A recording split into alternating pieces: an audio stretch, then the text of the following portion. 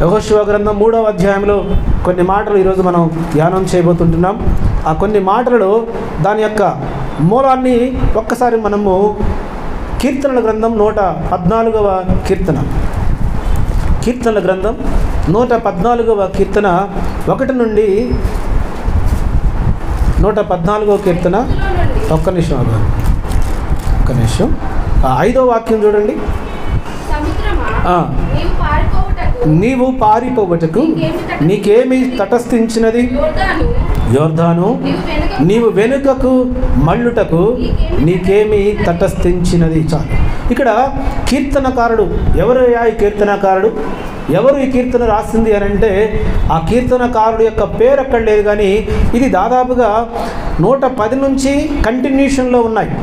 110 నుంచి కంటిన్యూషన్లో ఉన్నాయి కాబట్టి బహుశా ఇది కూడా దావీదు గారే వ్రాసారేమోనని పండితుల యొక్క, బైబిల్ యొక్క పండితుల యొక్క అభిప్రాయం, వారి యొక్క ఆలోచన. వాస్తవానికి ఈ కీర్తన రాసినటువంటి వారి యొక్క పేరు పైన లేదు కాబట్టి దీనిని కూడా ఇది 110వ కీర్తన దావీదు గారు రాశారు కాబట్టి ఇది కూడా దావీదు గారు రాసి ఉండవచ్చు అనేటువంటి ఒక అభిప్రాయం.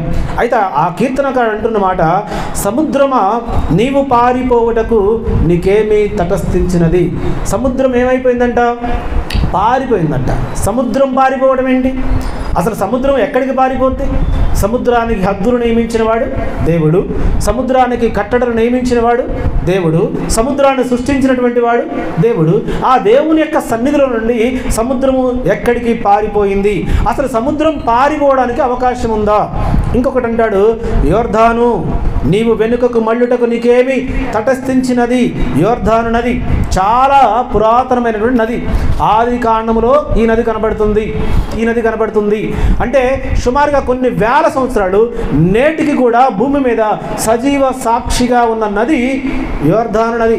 చాలా విశిష్టమైన నది, చాలా ప్రాముఖ్యత కలిగిన నది, చాలా చారిత్రాత్మకమైన ఆధారాలు కలిగిన నది. ఇదిగో ఈ నది అంట, ప్రవహించే నది వెనుకకు మళ్ళిందంట. ఆలోచించారు ఎప్పుడైనా? ఏదైనా ఒక నది ప్రవహించేటటువంటి, గోదావరి నది తెలుసు మనకి, యమునా నది తెలుసు, పెన్నా నది తెలుసు, మన హైదరాబాద్లో ఉన్నటువంటి మూసీ నది కూడా మనకి తెలుసు. మరి ఈ నది ప్రవహించే మార్గాన్ని విడిచిపెట్టి, ప్రవహించేటటువంటి ప్రాంతం విడిచిపెట్టి ఈ నది సడన్గా రివర్స్ అయిపోయిందంట. ఇలా ప్రవహించే నది పడమట ఉదయించి తూర్పున ప్రవహించేటువంటి నది సడన్గా ఏమైపోయిందంట? రివర్స్ ప్రయాణించడం మొదలుపెట్టిందంట. ఇది అసలు సాధ్యమేనా? దీనికి చరిత్రలో ఏదైనా ఆధారం ఉందా? కవీశ్వరుడు ఎందుకు ఈ విషయాలను నేర్పించే ప్రయత్నం చేస్తున్నాడు? దీని యొక్క ఆత్మీయ అర్థం ఏంటి? నదులు వెనక్కి వెళ్ళడం ఏంటి? సముద్రాలు పారిపోవడం ఏంటి అని అంటే బైబిల్లో రాయబడింది ఖచ్చితంగా అక్షర సత్యం. ఇది ఏదో కట్టుకథలు, కాకమ్మ కథలు కాదు. ఇవి దేవుని యొక్క ఆత్మచేత ప్రేరేపించబడి పలికినటువంటి మాటలు కాబట్టి ఖచ్చితంగా వీటిలో సత్యం ఉంది. సముద్రం ఎలా పారిపోయింది, నదులు ఎలా వెనక్కి నడిచే అంటే ఇక్కడ ఒక చారిత్రాత్మకమైనటువంటి ఘట్టము ఒకటి మనం చూడబోతున్నాం. ఎందుకు ఈ యొక్క యోర్దాను నది వెనుకకు వెళ్ళింది, ఎందుకు సముద్రము పారిపోయింది అని అంటే ఇక్కడ యెహోషువ గ్రంథం 3వ అధ్యాయంలో ఒక అద్భుతమైనటువంటి దేవుని చేత నియమించబడినటువంటి, దేవుని చేత కట్టబడినటువంటి ఒక మందసాన్ని మనం చూస్తున్నాం. ఏంటది? మందసము. చెప్పండి, ఏంటిది అది? మందసం. ఈ మందసం దేంతో తయారు చేయబడింది? దేంతో తయారు చేయబడింది? తుమ్మకర్రతో తయారు చేయబడింది. దేంతో? తుమ్మకర్రతో తయారు చేయబడింది. ఈ తుమ్మకర్ర కనబడకుండా ఈ మందసానికి లోపల బయట ఏమి పూయబడింది? బంగారపు తొడుగులు తొడిగించబడ్డాయి. మందసాన్ని మీరు నోవా వాడ దగ్గరికి తీసుకెళ్లారు. నోవా వాడకు పూయబడింది లోపల బయట కీలు. ఎందుకంటే అది నీళ్లలో నడవాలి కాబట్టి. మందసము నీళ్లలో నడవదు, యాజకుల భుజాల మీద నడుస్తుంది మందసం. హల్లెలూయా. కాబట్టి మందసానికి తుమ్మకర్ర కనబడకుండా, తుమ్మకర్ర దగ్గరికి, తుమ్మ చెట్టు కిందకి ఎవరైనా పడుకోవడానికి, రెస్ట్ తీసుకోవడానికి వెళతారా? తుమ్మ చెట్టు అంటే మీకు ఎవరికి తెలియదు కదా, జేమ్స్ గారు తెలియదు కదా వీళ్ళకి. తుమ్మ చెట్టు అంటే వీళ్ళకి తెలియదు. తుమ్మ చెట్టు నిండా ఏముంటాయి? ముండ్లు ఉంటాయి కదా. ముండ్ల చెట్టు కిందకి ఎవరైనా పడుకోవడానికి వెళతారా? వెళ్ళరు. ఒకవేళ ఎవరైనా బుద్ధిహీనుడు వెళ్ళి కూర్చుంటే ఎటు కూర్చున్నా ముండ్లు గుచ్చుకుంటాయి, ఎటు మెసిలినా ముండ్లు గుచ్చుకుంటాయి. ఎందుకమ్మా ముండ్లు గుచ్చుకుంటా అంటే దాని స్వభావం అది. మనం ఏం చేయగలం? దేవుడు సృష్టించింది ముండ్లతో సృష్టించిండు దాన్ని. కాబట్టి తుమ్మ కర్రతో మందసాన్ని తయారు చేశాడు. ఆ తుమ్మ కర్ర యొక్క స్వభావం కనపడకుండా దేవుడు బంగారు రేకులను లోపల బయట పొదిగాడు. దేనికి? మందసానికి. ఇప్పుడు జాగ్రత్తగా ఆలోచన చేస్తే ఈ మందసం యొక్క ప్రాముఖ్యత, ఆనాడు మందసం అంటే ఏంటి, ఈనాడు మందసం అంటే ఏంటి, ఈ మందసానికి యోర్దాను నదికి ఉన్నటువంటి ప్రాముఖ్యత ఏంటి, ఈ రెండిటి యొక్క ఉన్నటువంటి అవినాభావ సంబంధం ఏంటి, అసలు మందసం గురించి యోర్దాను నది ఎందుకు వెనుకకు నడిచింది, మందసం గురించి సముద్రం ఎందుకు పారిపోయింది, చారిత్రాత్మక ఆధారాలతో ఈరోజు కొన్ని మాటలు ధ్యానించే ప్రయత్నం చేద్దాం.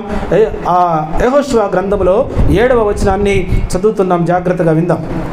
అప్పుడు యెహోషువతో ఇట్లనెను, నేను మోషేకు తోడై ఉండినట్లు నీకును తోడై ఉందునని ఇశ్రాయేలులందరూ ఎరుగునట్లు నేడు వారి కన్నుల ఎదుట నిన్ను గొప్ప చేయ మొదలుపెట్టెదను.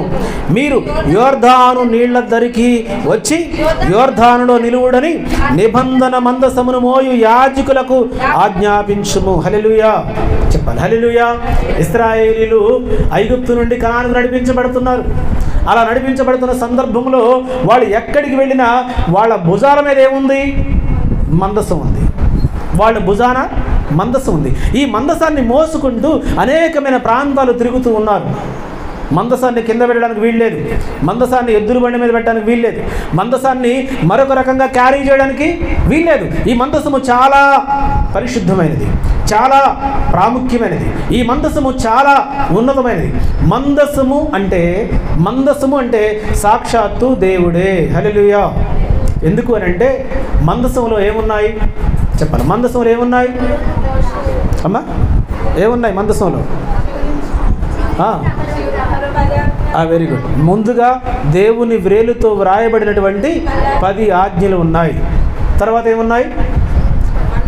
ఏమున్నాయి? బంగారు మన్నా పాత్ర. తర్వాత ఏమున్నాయి? చిగురించిన అహరోను చేతి కర్ర. ఈ 3 వస్తువులు మందసంలో ప్రధానమైనవి. ఈ 3 వస్తువులు మందసంలో పెట్టుకొని ఆ 3 వస్తువులతో ఆ మందసాన్ని వాడు ఎక్కడికి వెళితే అక్కడికి ఆ మందసాన్ని మోసుకుంటూ వెళుతున్నారు. ఇది తుమ్మకర్రతో చేయబడిన మందసం అని ఒకవేళ నీ హృదయంలో ఉందేమో, నీ మనసులో ఉందేమో. దీనికంటే ఎక్కువ శక్తి కలిగిందని దేవుడు చెప్పడానికి ఈ మందసము మోస్తున్నటువంటి యాజకుల యొక్క కాళ్ళు యోర్దాను నదిని తాకగానే వీళ్ళు యోర్దాను నది దాటి వాళ్ళు ఎక్కడికి వెళ్ళాలి? ఎరికోలో ప్రవేశించాలి. యోర్దాను నదిని దాటి మరొక దేశంలో వీళ్ళు ప్రవేశించాలంటే వీళ్ళ ముందు ఏమున్నది అని అంటే యోర్దాను నది ఉంది. వీళ్ళు యోర్దాను నది దాటి వెళ్ళాలి, యోర్దాను నది పాస్ చేసి వెళ్ళాలి. కాబట్టి ఇప్పుడు యెహోషువతో దేవుడు అంటున్నాడు, అయ్యా ఈ యొక్క యోర్దాను నదిని చూసి మీరు భయపడకండి, ఈ యొక్క యోర్దాను నదిని దాటి మీరు వెళ్ళాలి. కాబట్టి ఇదిగో యోర్దాను నదిని నేను వెనకకు మళ్ళిస్తా, ఎక్కడ పుట్టిందో అక్కడికి దీన్ని నేను మళ్ళిస్తా. ఎలా మళ్ళిస్తానంటే ఇప్పుడు ఆ మాటను మనం చదువుతున్నాం. ఏం చేస్తున్నాడు అక్కడ 8వ వచనంలో?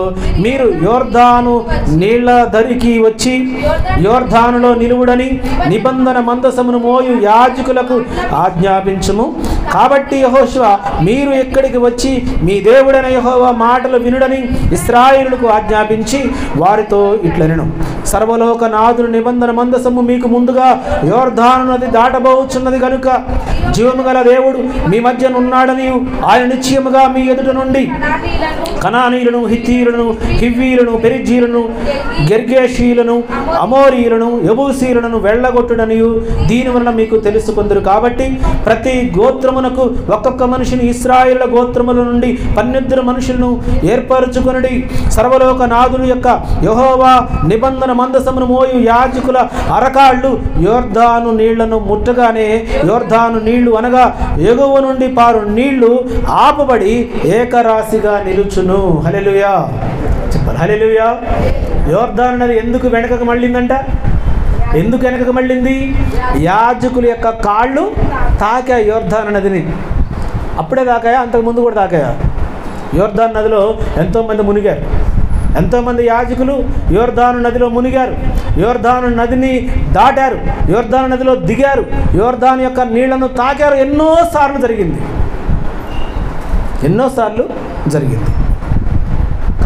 కనానుకు బయలుదేరి వెళుతున్నారు, ఐగుప్తు నుండి బయలుదేరి వెళుతున్నారు కనానుకి. ఆ టైంలో యాజకుల యొక్క భుజాల మీద ఏముంది? యాజకుల యొక్క భుజాల మీద ఏముంది? మందసం ఉంది. దేవుని యొక్క మందసము యాజకుల భుజాల మీద ఉంది. ఆ యాజకులు యోర్దాను నదిలో దిగగానే ప్రవచనాత్మకంగా దావీదు గారు రాసినటువంటి కీర్తన 114వ అధ్యాయం 5వ వచనంలో రాయబడిన మాట ఏంటి? యోర్దాను నువ్వు వెనకకు మళ్ళితివేమి, నువ్వు వెనకకి ఎలా మళ్ళావు యోర్దాను అని ప్రవచనాత్మకంగా ఆయన అంటున్నాడు. కానీ యోర్దాను నీళ్లు వెనకకు మళ్ళడానికి గల కారణం ఏంటంటే మందసాన్ని మోస్తున్న యాజకుల కాళ్ళు యోర్దాను నీళ్లను తాకాయి. ఒట్టి యాజకుల కాళ్ళు తాకితే అదంత ప్రభావం చూపేది కాదు. ఒట్టిగా యాజకుల కాళ్ళు ఒకవేళ ఆ యోర్దాను నదిలో దిగినప్పుడు ఆ నీళ్లలో అంత శక్తి ప్రభావం ఉండేది కాదు. కానీ యాజకుల యొక్క భుజాల మీద ఏముంది? మందసం ఉంది. మందసము దేనికి సాదృశ్యంగా ఉంది?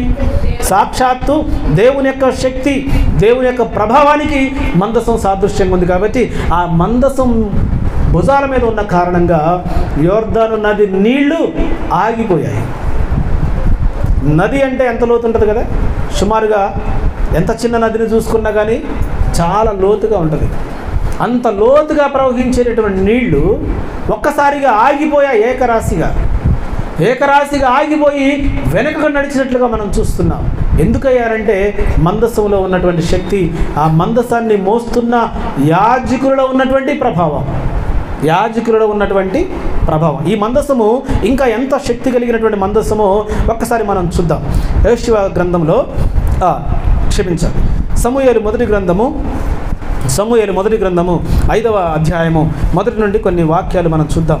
సమూయేలు మొదటి గ్రంథము 5వ అధ్యాయము మొదటి.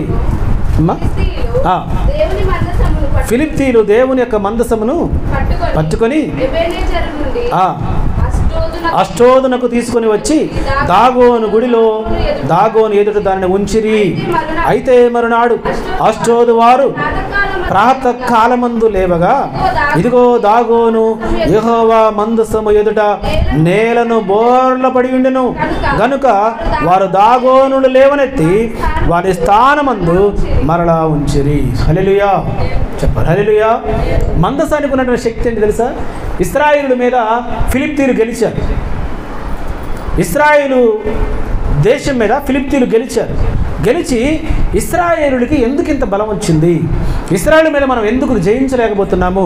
అసలు వీళ్ళ శక్తి ఏంటంటే వాళ్ళు అన్నారు, అయ్యా ఇశ్రాయేలు దేశంలో ఒక మందసం ఉంది, ఆ మందసము తుమ్మకర్రతో చేయబడింది, అది ఏం పెద్ద విశేషమే లేదు, 4 వ్యక్తులు మోసుకుంటూ వెళతారు దాన్ని అంతే అని చెప్తే, అయితే ఫిలిష్తీయుల సర్దార్లు ఏమన్నారంటే, ఓకే ఇశ్రాయేలు దేశంలో మందసాన్ని తెచ్చేయండి, వాళ్ళ శక్తి పోతుంది, వాళ్ళ ప్రభావం పోతుంది, ఇక మనం వాళ్ళని జయించవచ్చు అని చెప్పారు. చెప్పిన వెంటనే ఈ సర్దార్లందరూ కలిసి వెళ్ళి మందసాన్ని ఎత్తుకొచ్చి ఫిలిష్తీయులు ఆరాధించేటటువంటి దాగోను దేవత గుడిలో దాన్ని పెట్టారు. దాగోను దేవత ఉంది గుడిలో, ఆ దేవత ముందు మందసాన్ని పెట్టారు.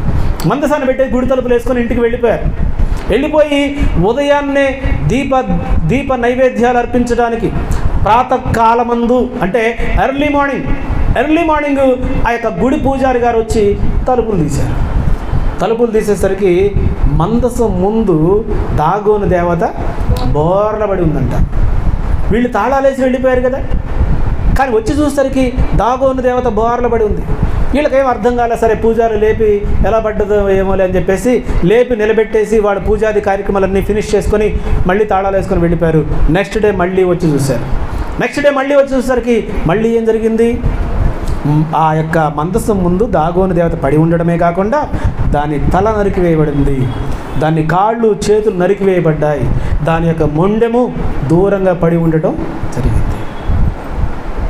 అంటే మందస్సంలో ఎంత శక్తి, ఎంత ప్రభావం ఉందనంటే ఆ మందస్సంలో జీవము గల యొక్క దేవుని యొక్క శక్తి, జీవము గల దేవుని యొక్క ప్రభావం మందస్సంలో ఉంది. కాబట్టి ఈ విగ్రహాలు ఈ మందస్సాన్ని ఏమాత్రం కూడా దాని ముందు నిలబడడానికి అర్హత లేదు. ఎంత పెద్ద విగ్రహం కావచ్చు, ఎంత పెద్ద శక్తి కలిగింది కావచ్చు, సజీవుడైనటువంటి దేవుని మందసం ముందు నిలబడే అర్హత కానీ నిలబడే స్థితి కానీ ఈ లోకంలో ఏ దేవుడికి, ఏ దేవతకి లేదు. ఆ సత్యాన్ని ఇదిగో దాగోను గుడిలో ఉన్నటువంటి దేవత ద్వారా దేవుడు మనకు బయలుపరిచాడు. అది కేవలం తుమ్మకరతో చేసింది మాత్రమే కాదు, అది కేవలము బంగారపు తాపడములు తొడిగింది మాత్రమే కాదు, అందులో కేవలము పనికిరాని వస్తువులు ఉన్నవి మాత్రమే కాదు, సజీవమైనటువంటి దేవుని యొక్క వ్రేలుతో వ్రాయబడిన మాటలు, సాక్షాత్తు ధర్మశాస్త్రమే దాంట్లో వ్రాయబడి ఉంది. 10 ఆజ్ఞలు కలిగిన రాతి పలకలు దాంట్లో ఉన్నాయి. అందుకే చాలాసార్లు మీకు జ్ఞాపకం చేస్తా, వాక్యము, దేవుని యొక్క శక్తి, దేవుని యొక్క ప్రభావం ఎక్కడో లేదు. దేవుని యొక్క మాటల్లోనే ఆయన శక్తి ఉంది, దేవుని యొక్క వాక్యములోనే ఆయన ప్రభావం ఉంది. దాని కొరకే ప్రతి ఒక్కరూ సిద్ధపడాలి. ఆయన మాటలు వినేటప్పుడు జాగ్రత్తగా వినాలి. మీరు చూసారా, ముస్లిమ్స్ని చూసారు ఎప్పుడైనా? ముస్లిమ్స్ నమాజ్ చేసేటప్పుడు, ముస్లిమ్స్ ఆ యొక్క వాక్యాన్ని చదివేటప్పుడు, ఆ యొక్క ఖురాన్ చదివేటప్పుడు ఎలా చదువుతారు తెలుసా? ఎలా చదువుతారు? కాళ్ళు, చేతులు, ముక్కు, ముఖము శుభ్రంగా ఎన్నిసార్లు చదవాల్సి వస్తాయి? రోజుకి 5 సార్లు చదువుతారు వాళ్ళు. రోజుకి 5 సార్లు ఏం చేస్తారు? కాళ్ళు, చేతులు, ముక్కు, నోరు, కళ్ళు శుభ్రంగా కడుక్కొని వచ్చి వాళ్ళ యొక్క పరిశుద్ధ గ్రంథమైనటువంటి ఖురాన్ని వాళ్ళు చేతులతో పట్టుకొని, మనకులాగా కాళ్ళ మీద పట్టుకోవటం, తొడ మీద పెట్టుకోవటం కదా, దుమ్ము కొట్టుకొని ఉండడం.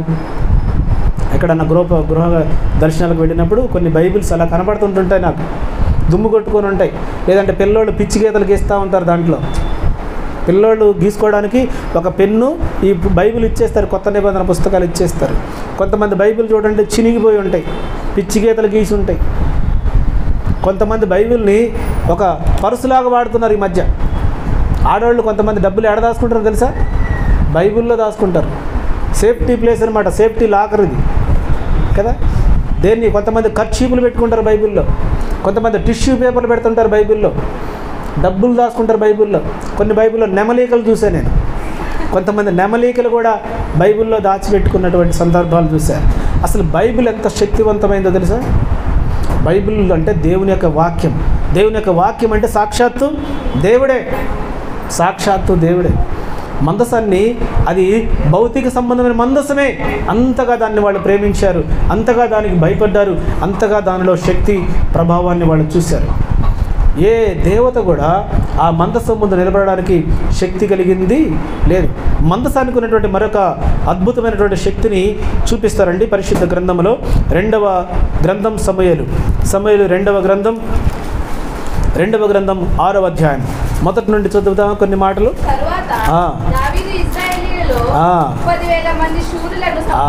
ఎందుకు 30,000 మంది ఎక్కడ యుద్ధానికి వెళ్తున్నారా? 30,000 మంది శూరులు ఎందుకండి? ఏమైనా యుద్ధానికి బయలుదేరుతున్నారా? దేనికి తెలుసా?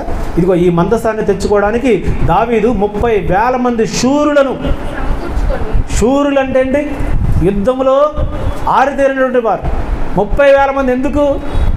ఎందుకండి అంటే మందసాన్ని ఎలా హ్యాండిల్ చేయాలో దాన్ని దావీదు గారికి అర్థం కావట్లేదు. ఎందుకంటే ఫిలిప్తీయుల దేశంలో మందసం ఉంది. ఫిలిప్తీయుల దేశంలో మందసం ఉంటే ఆ యొక్క దేవత ఏమో కాళ్ళు చేతులు విరిగిపోయి మొండం మిగిలింది.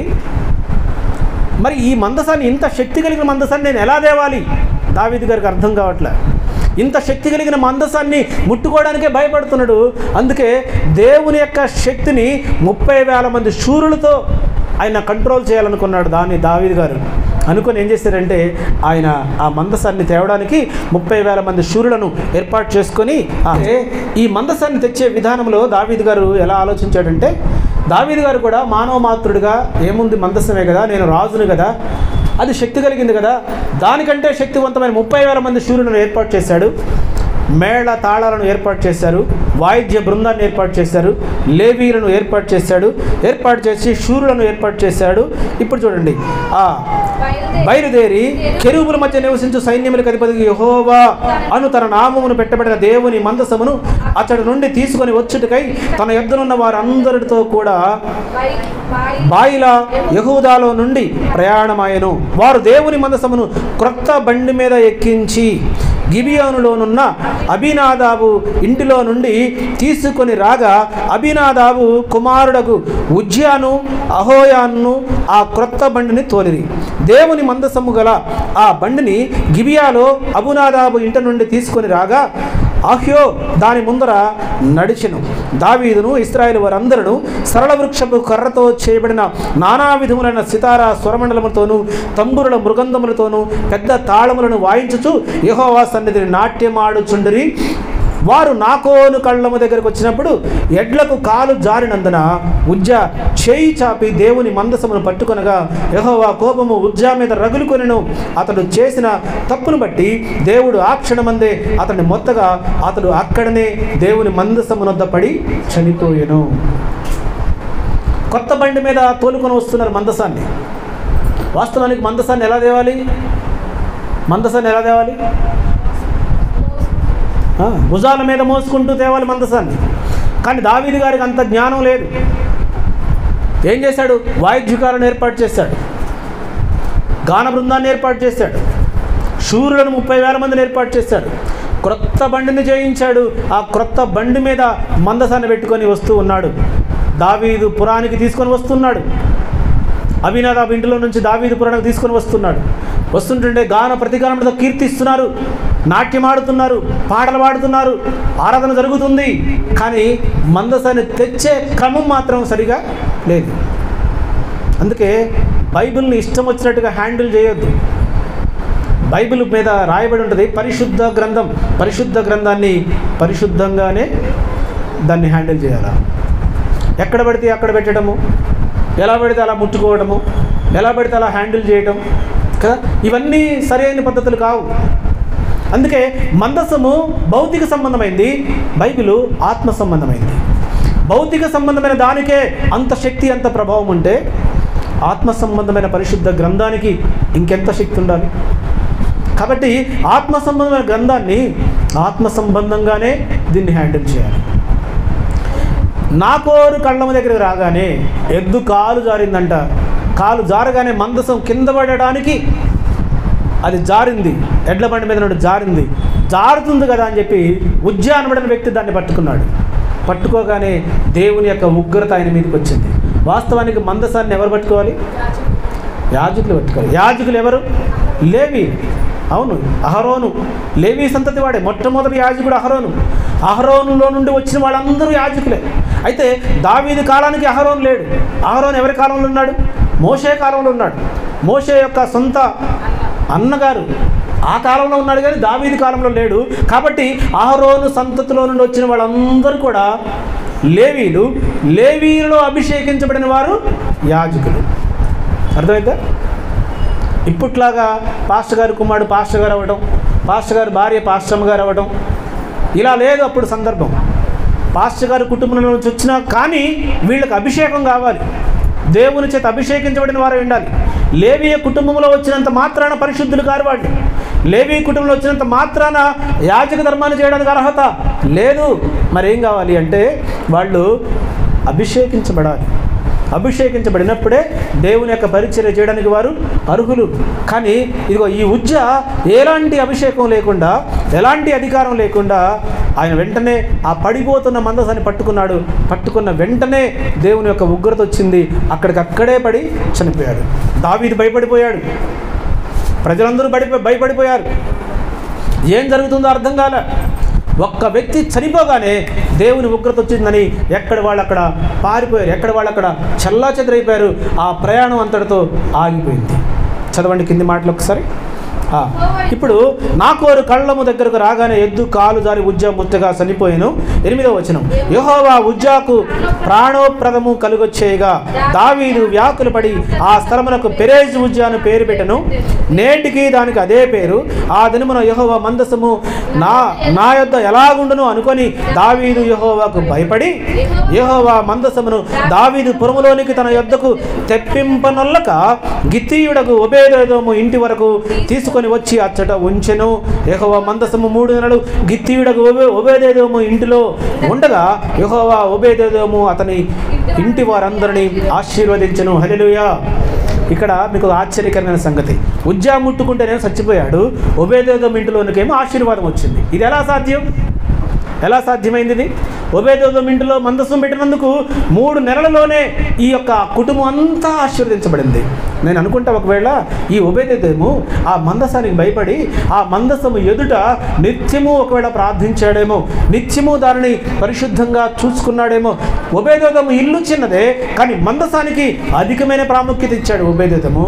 కానీ ఉజ్జా అయితే ఇదేదో మామూలు చెక్కబెట్టే అనుకొని జారిపోతుంది కదా అని వెంటనే పట్టుకున్నాడు, ఏమాత్రము పరిశుద్ధత లేకుండా, ఏమాత్రం కూడా. అందుకే దేవుని యొక్క శక్తి కలిగిన ఈ మందసాన్ని ఆనాడు తుమ్మకర్రతో చేయబడింది, ఈనాడు ఎలా చేయబడింది? ఆనాడు భౌతికంగా ప్రాణాలు వదిలేరు, మరి ఈనాడు ఈ మందసాన్ని అంటే ఏంటి? ఈ మందసాన్ని మనం ఎలా హ్యాండిల్ చేయాలో లేఖనాల్లో మనం ధ్యానం చేయబోతుంటున్నాం. దానికంటే ముందుగా మరొక మాటను చదువుకుందాం. దినవృత్తాంతాలు మొదటి గ్రంథం, దినవృత్తాంతములు మొదటి గ్రంథం 15వ అధ్యాయము 29వ వాక్యాన్ని చూద్దాం ఒకసారి. 29వ వాక్యం. యెహోవా నిబంధన మందసము దావీదు పురములోనికి రాగా సౌలు కుమార్తెయగు మీకాలు కిటికీలో నుండి చూసి రాజైన దావీదు నాట్యమాడుటయు వాయించుటయు తన మనసులో అతన్ని హీనపరిచిందంట. హీనపరిచిన దానికి దేవుడు ఏమిచ్చాడు పనిష్మెంట్? మీకాలు ఎవరు కుమార్తె? రాజుగారి కుమార్తె. రాజుగారు ఎవరు? సౌలు రాజుగారు. సౌలు రాజుగారి పెద్ద కుమార్తె మీకాలు. మీకాలు గారికి దావీదు గారికి వివాహం జరిగింది. తర్వాత మరి వేరొక వ్యక్తికి ఇచ్చి పెళ్లి చేశాడు. ఎవరు? సౌలు గారు. ఎందుకంటే దావీదు గారి మీద కోపంతో. ఇప్పుడు ఈ మీకాలంట దేవుని యొక్క మందసం వస్తుంటుంటే దావీదు ఆ మందసం ముందు పరవశించి నాట్యమాడటం ప్రారంభించాడు, గాన ప్రతిగానములతో కీర్తించడం ప్రారంభించాడు కదా. మనం కూడా దేవుని పాటలకి నాట్యం ఆడడం చూస్తున్నాం కదా. మనం కూడా ఏం చేస్తున్నాం? పండుగలప్పుడు కదా, క్రిస్టమస్ టైంలో ఏం చేస్తున్నాం? యవనస్తులు, చిన్న బిడ్డలు అందరూ కలిసి దేవుని యొక్క పాటలకి నాట్యం ఆడుతూ దేవుని యొక్క పాటలు కీర్తిస్తూ పరవశించిపోతున్నారు. దానిని మనం అనుకుంటున్నాం భక్తి అని మనం అనుకుంటున్నాం. కానీ దేవుని యొక్క మందసం ముందు దావీదు గారు నాట్యం ఆడుతుంటుంటే ఒక రాజుగారు ఆ నాట్యం ఆడుతున్న సందర్భంలో ఆయన యొక్క వస్త్రాలు జారిపోయాయంట. అంటే ఆయన వస్త్రాలు జారిపోయిన స్థితి కూడా అతడు గ్రహించకుండా, గమనించకుండా నాట్యం ఆడడం ప్రారంభించాడు. నాట్యం ఆడుతూ ఉన్నాడు. ఎంత గొప్పగా నాట్యం ఆడుతున్నాడంటే పరవశించి నాట్యం ఆడాడు. అంటే తన దేహం మీద వస్త్రాలు కూడా జారిపోయాయన్న సంగతి అతడు మర్చిపోయాడు. దేవునుడు అంతగా లీనమైపోయాడు. ఆ విషయాన్ని అక్కడ ఉన్న వాళ్ళు ఎవరు గ్రహించలేదు, పాయింట్అవుట్ చేయలేదు. కానీ కిటికీలో నుండి చూసిన రాజుగారి కుమార్తె మీకాలు తన హృదయంలో దావీదుని హీనపరిచిందంట. ఏంటి పిచ్చోన్లాగా నాట్యం ఆడుతున్నాడు ఏంటి, బట్టలు కూడా జారిపోతుంటే చూసుకోవట్లేదేంటి, ఇంత గలీజుగా చేస్తున్నాడు ఏంటని మీకాలు గారు తన హృదయంలో దావీదుని హీనపరిచిందంట. హీనంగా తన హృదయంలో అనుకున్నదంట. దానికి పనిష్మెంట్గా దేవుడు ఆమెకు ఏమిచ్చాడు అమ్మ? గొడ్రాలు తనాన్ని ఇచ్చాడు. చూద్దాం 6వ అధ్యాయము, సమూయేలు 2వ గ్రంథం 6వ అధ్యాయము 23వ వాక్యాన్ని చూడండి. 23వ వాక్యం, 2వ సమూయేలు గ్రంథం 6వ అధ్యాయము 23వ వాక్యం. అమ్మ 23 వచనం లేదా? 16 నుండి చదవండి ఒకసారి. 16 వచనం నుండి చదవండి. రాగా చూచి కనుగొని తీసుకొని వచ్చి గుడారం మధ్యను దావీదు దాని కొరకు ఏర్పరిచిన స్థలము నుంచగా దావీదు దహన బలులను సమాధాన బలులను యెహోవా సన్నిధిని అర్పించాడు.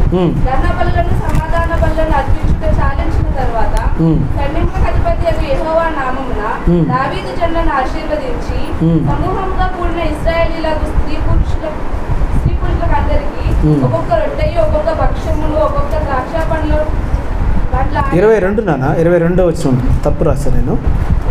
6వ అధ్యాయము 22వ వచనం. ఇంతకంటే మరి ఎక్కువగా నేను తృణీకరింపబడి నా దృష్టికి నేను అల్పుడనై నీవు చెప్పిన పనికత్తెల దృష్టికి ఘనహీనుడునగుదునని మీకాలుతో అనెను. మరణము వరకు సౌలు కుమార్తెయగు మీకాలు పిల్లలను కనకయుండెను. ఎంతవరకు అంట? మరణము అయ్యేంత వరకు మీకాలుకి పిల్లలు కలగలే. ఎందుకని? కారణం ఏంటి? పిల్లలు కనగబడిన కారణం ఏంటి?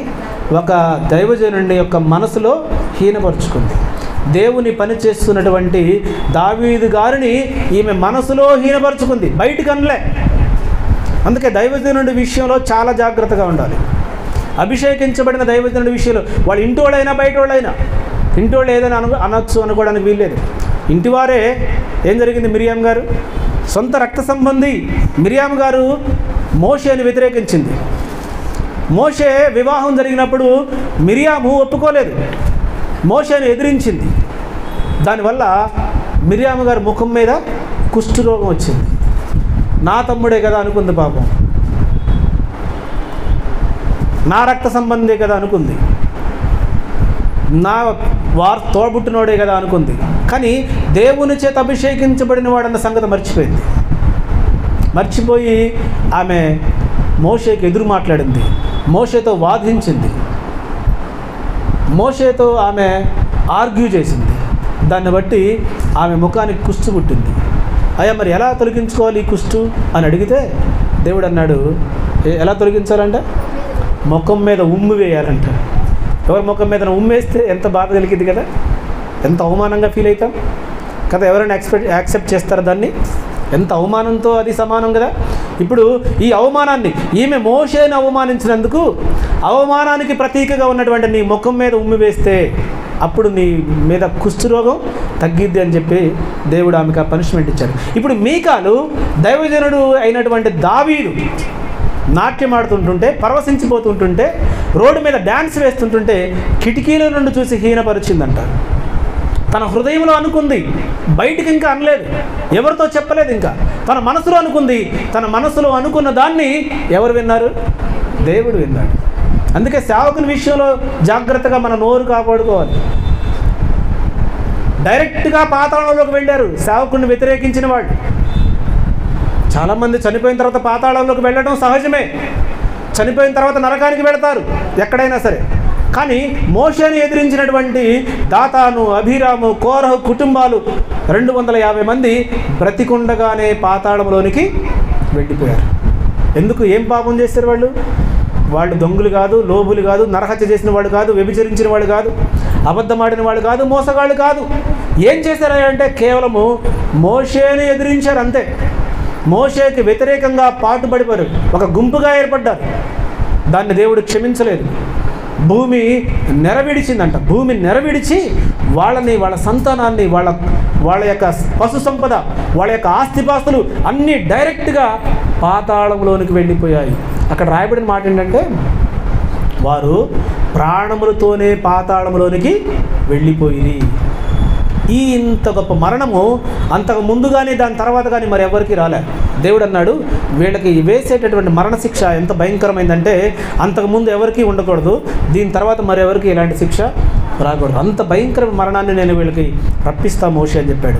మోషే ఎంత ప్రార్థించినా, మోషే ఎంత విజ్ఞాపన చేసినా దేవుడు వినలేదు. వినకుండా డైరెక్ట్గా వాళ్ళని పాతాళానికి పంపించాడు.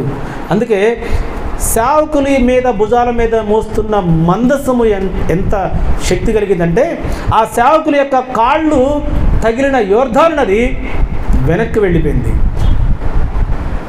ఆ సేవకుడి మీద హృదయంలో హీనపరుచుకున్నటువంటి మీకాలు జీవితాంతం వరకు గొడ్రాలుగా మిగిలిపోయింది.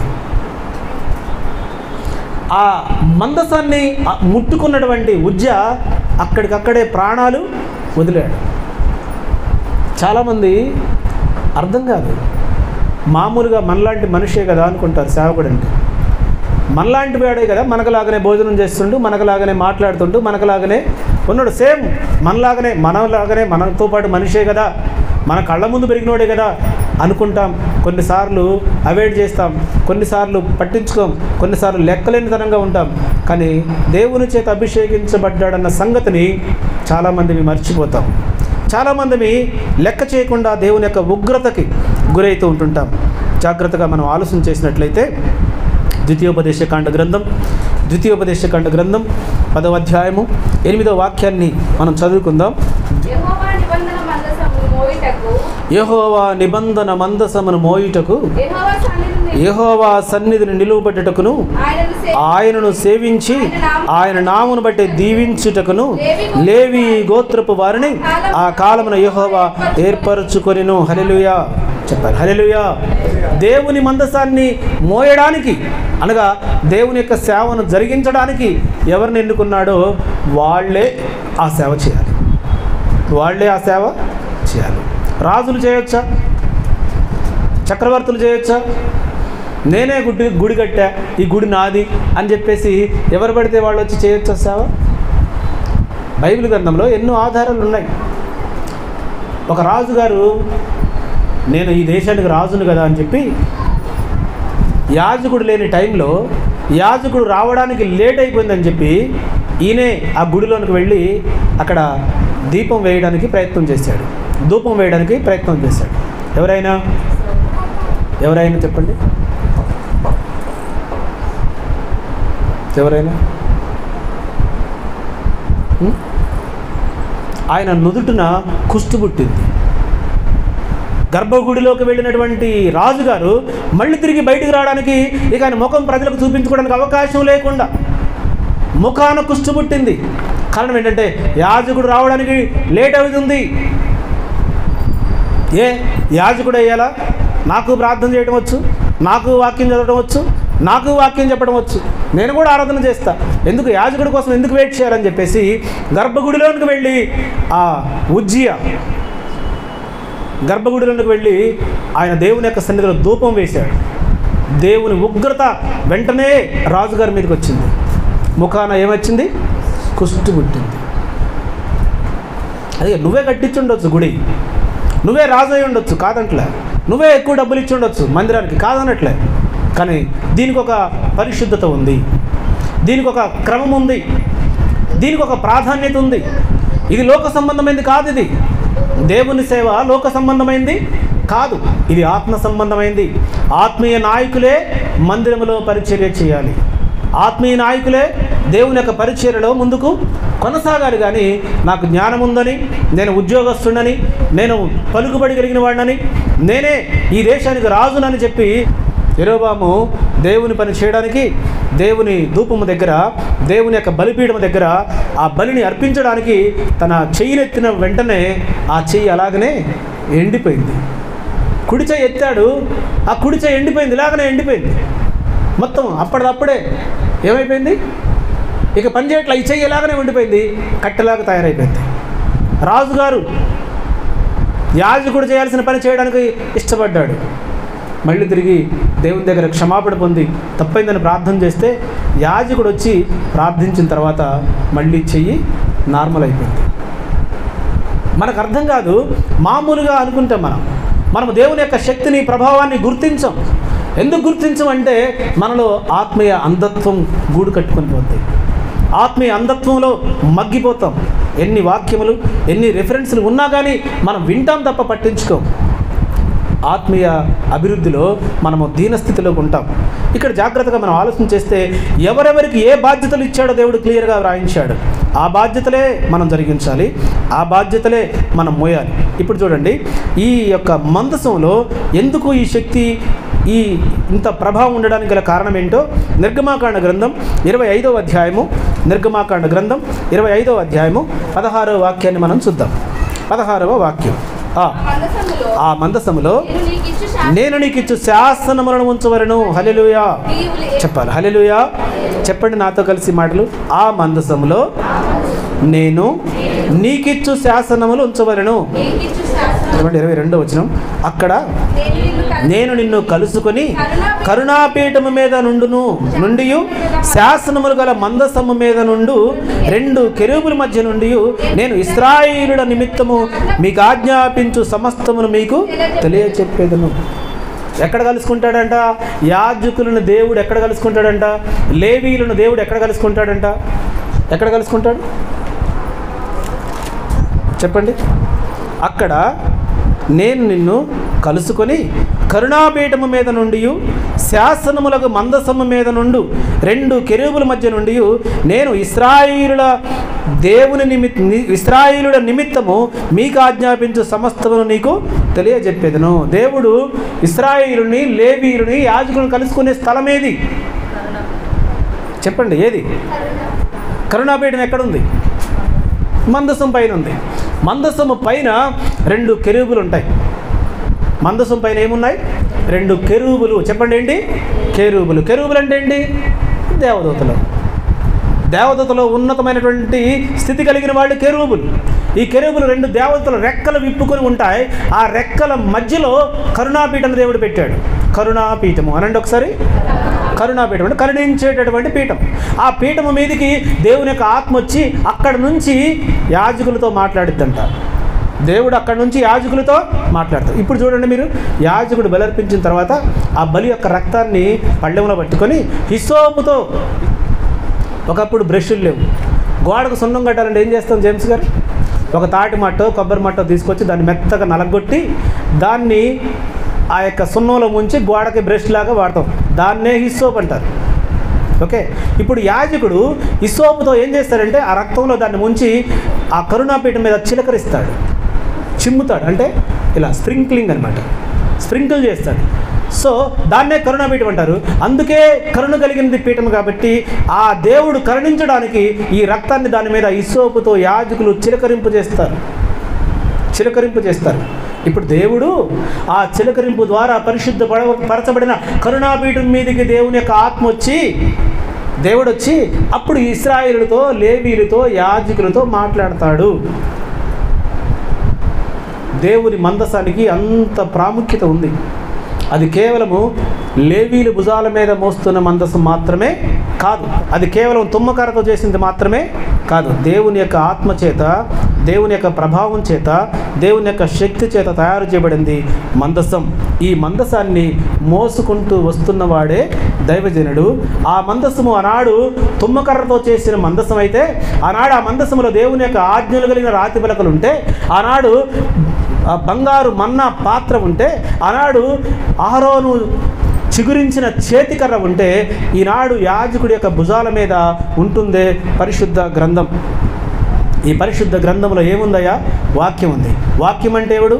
ఆది యందు దేవుని యందు, ఆది యందు వాక్యం ఉండెను, వాక్యము దేవుని యొద్ద ఉండెను, వాక్యమే దేవుడే. ఈ దేవుని యొక్క వాక్యాన్ని మోసుకుంటూ వస్తున్నటువంటి యాజకుడైన దైవజనుడు ఇంటిలోనికి వచ్చినప్పుడు ఆ ఇంటిలో ఆశీర్వాదాలు అనుగ్రహించడానికి, ఆ ఇంటికి స్వస్థతను చేకూర్చడానికి, ఆ ఇంటికి బలమును చేకూర్చడానికి, ఆ ఇంటిలో ఉన్నటువంటి సమస్తమైన రుగ్మతలు పోగొట్టడానికి దేవుడిచ్చినటువంటి అధికారమే అభిషేకము. హల్లెలూయా! దేవుడిచ్చిన అధికారమే అభిషేకం. ఈ అభిషేకము ద్వారా ఇగో దేవుని యొక్క మందసాన్ని మోసుకుంటూ వస్తున్నటువంటి దైవజనుడు ప్రతి కుటుంబంలో ప్రవేశించి ఆ కుటుంబ యోగక్షేమము కొరకు ప్రార్థిస్తాడు. ఆ కుటుంబంలో దురాత్మ శక్తులున్నా, ఆ కుటుంబంలో అప్పుల బాధలున్నా, లేదంటే ఆ కుటుంబంలో కేసులున్నా, సమస్యలున్నా, ఎలాంటి పరిస్థితి ఉన్నా ఇదిగో మందసానికి సాదృశ్యంగా ఉన్నటువంటి యేసు క్రీస్తును. ఈ మాట ఎక్కడ రాయబడి తెలుసా? హెబ్రీ పత్రికలో. 2 ముగించేసుకుందాం. హెబ్రీ పత్రిక 9వ అధ్యాయం మొదటి నుండి కొన్ని మాటలు చదవండి త్వరగా. హెబ్రీ పత్రిక 9వ అధ్యాయము మొదటి నుండి కొన్ని మాటలు చదువుకుందాం అమ్మా. మొదటి నిబంధనకైతే సేవా నియమములు ఈ లోక సంబంధమైన పరిశుద్ధ స్థలమును ఉండును. మొదటి నిబంధన అంటే ఏం చెప్పుకున్నాం మనము? ఇప్పుడు మందసం గురించి మాట్లాడాం. ఈ మందసము లోకంలో నుండి తయారు చేయబడింది. ఇది మొదటి నిబంధన. ఆ నిబంధన తుమ్మకర్రతో చేయబడింది. ఆ నిబంధన మందసం అది. ఆ నిబంధన మందసములో కొన్ని వస్తువులు పెట్టబడ్డాయి. అవి దేవుని యొక్క ఆలోచన విధానానికి సూచన. దేవునికి మనకి ఉన్నటువంటి నిబంధన మందసం అది. ఇది లోక సంబంధమైనది. ఆనాడు ఇశ్రాయేలుకి దేవుడు ఇవ్వబడింది. ఇప్పుడైతే ఆత్మ సంబంధమైన మందసాన్ని దేవుడు మనకి ఇచ్చాడంట. చదవండి. పరిశుద్ధ స్థలమును ఎలాగనగా మొదట ఒక గుడారము ఏర్పరచబడెను, అందులో దీపస్తంభమును బల్లయు దాని మీద ఉంచబడి రొట్టెలు ఉండెను. దానికి పరిశుద్ధ స్థలం అని పేరు. రెండవ తెరకు ఆవల అతి పరిశుద్ధ స్థలమును గుడారము నుండెను. అందులో సువర్ణ ధూపార్తియు అంతటను బంగారు రేకులతో తాపడము చేయబడిన నిబంధన మందసమును ఉండెను. ఆ మందసములో మన్నాగల బంగారు పాత్రయు, చిగురించిన అహరోను చేతికర్రయు, నిబంధన పలకలను ఉండెను. దాని పైన కరుణాపీఠమును, కమ్ముకొనుచున్న మహిమగల కెరూబులను. వీటన్నిటిని కూర్చిన ఇప్పుడు వివరముగా చెప్పడానికి వీలు పడది. డైరెక్ట్గా 9వ వచనంలోకి వద్దాం. వివరంగా చెప్పడానికి వీలు లేదంటే ఇప్పుడు ఇప్పుడు చూడండి, ఆ గుడారము ప్రస్తుత కాలమునకు ఉపమానముగా ఉన్నది. ఈ ఉపమాన అర్థమును బట్టి మనస్సాక్షి విషయంలో ఆరాధకునికి సంపూర్ణ సిద్ధి కలుగ చేయలేని అర్పణలను బలులను అర్పించబడుచున్నవి. ఇవి దిద్దుబాటు జరుగు కాలమును వచ్చుచున్నవి, విధింపబడి అన్నపానములతోనూ నానా విధమైన ప్రక్షాళనలతోనూ సంబంధించిన శరీర ఆచారములు మాత్రమై ఉన్నవి. అయితే క్రీస్తు రాబోచున్న మేలుల విషయమై ప్రధాన యాజకుడిగా వచ్చి తానే నిత్యమైన విమోచన సంపాదించి హస్తకృతము కానిదియు అనగా ఈ సృష్టి సంబంధము కానిదియు మరియు ఘనమైనదియు పరిపూర్ణమైనది అయిన గుడారము ద్వారా మేకల యొక్కయు కోడల యొక్కయు రక్తముతో కాక తన స్వరక్తముతో ఒక్కసారే పరిశుద్ధ స్థలములో ప్రవేశించను. ఏలయనగా మేకల యొక్కయు ఎడ్ల యొక్కయు రక్తము మైలపడి వారి మీద ఆవుదోడ బూడిద చల్లుటయు శరీర శుద్ధి కలుగునట్లు వారు పరిశుద్ధ పరిచిన ఎడల నిత్యుడగు ఆత్మ ద్వారా తన్ను తాను దేవునికి నిర్దోషిగా అర్పించుకున్న క్రీస్తు యొక్క రక్తము నిర్జీవ క్రియలను విడిచి జీవము గల దేవుని సేవించుటకు మీ మనస్సాక్షిని ఎంతో ఎక్కువగా శుద్ధి చేయబడుచున్నది. హల్లెలూయా చెప్పాలి. హల్లెలూయా. ఏమని అర్థమైందో ఒక ముక్కన్నా. ఇక్కడ పౌలు గారు హెబ్రీ సంఘానికి ఒక అద్భుతమైన వివరణ ఇచ్చాడు. ఆనాడు ఇశ్రాయేలులకి మందసము ద్వారా వాళ్ళు శరీర శుద్ధిని కలిగించారు. ఈరోజు యేసుక్రీస్తు యొక్క శరీరము ద్వారా మందసానికి సాదృశ్యంగా ఉన్న క్రీస్తు శరీరము ద్వారా క్రీస్తు రక్తము ద్వారా మనందరము శుద్ధిపరచబడి, ఒకప్పుడు శుద్ధిపరచబడడానికి గొర్రెలు నర్పించారు, కోడలు నర్పించారు, మేకలు నర్పించారు, ఎడ్లను నర్పించారు. అయితే దాని ద్వారా పాపక్షమాపణ కలగలేదు. కానీ యేసుక్రీస్తు అందరి కోసము ఒక్కసారి అర్పించబడి సర్వ మానవాళిని పాపం నుండి విమోచించాడు అని చెబుతూ ఆయన అంటాడు, ఇప్పుడు నిర్జీవ క్రియలను విడిచి జీవము గల దేవుణ్ణి సేవించుటకు మీ మనస్సాక్షిని ఎంతో ఎక్కువగా శుద్ధి చేయును. ఎలా? ఎవరి ద్వారా? క్రీస్తు యొక్క రక్తము ద్వారా. క్రీస్తు యొక్క శరీరమే, క్రీస్తు యొక్క రక్తమే, యేసు క్రీస్తే ఈనాడు నూతనమైన నిబంధన. ఈ నూతనమైన నిబంధన మందసానికి సాదృశ్యంగా ఉన్నాడు యేసుక్రీస్తు. ఆ యేసుక్రీస్తును ప్రకటించడానికి వచ్చేటటువంటి దైవజనుడు అనబడినటువంటి యాజకుడు ఆ క్రీస్తును ప్రకటించేటటువంటి పరిశుద్ధ గ్రంథమే ఈరోజు మనకి ఆత్మ సంబంధమైనటువంటి దేవుని యొక్క మందసముగా మన మధ్యలో ఉంది. ఈ దేవుని యొక్క మందసాన్ని ఆనాడు ఇశ్రాయేలుడైతే అభిషేకించబడిన వారు భుజాల మీద మోశారు, కింద పెట్టలేదు, వస్తువుల మీద పెట్టలే, వాహనాల మీద పెట్టలే, జంతువుల మీద పెట్టలే. వారు సొంతంగా శుద్ధి చేయబడినటువంటి వారై ఉండి భుజాల మీద మోశారు. ఆ భుజాల మీద మోస్తూ వస్తున్నటువంటి యాజకుల కాళ్ళు తగలగానే ఏమైపోయిందంట? ఎర్ర సముద్రం ఏమైపోయింది? ఎర్ర సముద్రం ఏమైంది? ఆరిన నేలగా రెండు పక్కల గోడలుగా రాసులుగా నిలబడ్డాయి. అదే యోర్దాను నది అయితే ఏమైపోయింది? రెండుగా విభజించబడి వెనకకు మళ్ళినట్లుగా చూస్తున్నాం. ఎందుకు వెనకకు మళ్ళింది అని అంటే దేవుని యొక్క మందసాన్ని మోస్తున్న యాజకుల కాళ్ళు దానికి తగిలాయి. అందుకే దావీదు గారు అంటాడు, చదవండి, ఆ మాటను చదివి ముగించుకుందాం. 114వ కీర్తన 5వ వాక్యాన్ని చూద్దాం. 114వ కీర్తన 5వ వాక్యం. సముద్రమా నీవు పారిపోవుటకు నీకేమి తటస్థించినది? యోర్దాను నీవు వెనుకకు మళ్ళుటకు నీకేమి తటస్థించినది? హల్లెలూయా. ఎందుకు తటస్థించిందో ప్రవచనాత్మకంగా ఇక్కడ మాట్లాడుతున్నాడు. కానీ దీని యొక్క పూర్వోపరాలు, దీని యొక్క ఆ చారిత్రాత్మకమైనటువంటి పరిస్థితులన్నీ కూడా మనం పాత నిబంధనలో ధ్యానం చేశాం. పాత నిబంధనలో ఉన్నటువంటి అనేకమైన సత్యాలను మనం గ్రహించాం. ఈరోజు నిబంధన అంటే ఏంటి? ఇప్పుడు క్రొత్త నిబంధన, పాత నిబంధన, ఈ రెండు నిబంధనలు కలిసి పరిశుద్ధ గ్రంథముగా మన చేతిలో ఇచ్చాడు దేవుడు. ఎందుకు అని అంటే మనం మన యొక్క ఆత్మీయ జీవితాన్ని మెరుగుపరుచుకోవడానికి, ఆత్మీయ శుద్ధి గావించడానికి, ఆత్మీయ మేలుల చేత దేవుని సన్నిధిని చేరడానికి ఆ పరిశుద్ధ గ్రంథాన్ని, ఆ దేవుని యొక్క మందసానికి సాదృశ్యంగా ఉన్న క్రీస్తుని ఎంతగా మనం ఆరాధిస్తున్నాం, ఎంతగా మనం ఘనపరుస్తున్నాం, ఎంతగా మనం హెచ్చిస్తుంటున్నాం, ఎంతగా మనం దానికి లోబడుతున్నాం. మనం పరీక్షించుకుందాం, ప్రార్థించుకుందాం, అందరం కళ్ళు మూసుకుందాం, మనం పరీక్షించుకుందాం. చెప్పబడిన మాటలన్నిటినీ జ్ఞాపకం చేసుకుంటూ మన హృదయంలో కార్యసిద్ధి కలుగునట్లుగా పాస్టర్ గారు ప్రార్థన నడిపిస్తారు.